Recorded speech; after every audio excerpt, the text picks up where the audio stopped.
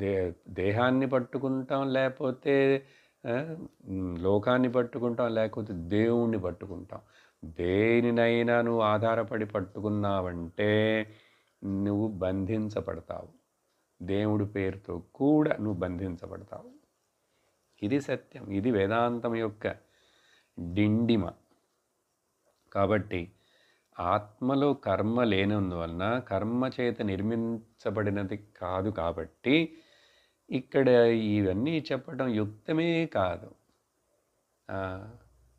కర్మ వలన దేహం వచ్చింది, దేహం అందువలన దానికి ప్రారంధం ఇప్పుడు మొదలైంది, ఇది అంతమవుతుంది, ఇవన్నీ అసలు లేవు. ఇవన్నీ కాక్ అండ్ బుల్ స్టోరీస్, కాకమ్మ కథలు లాగా.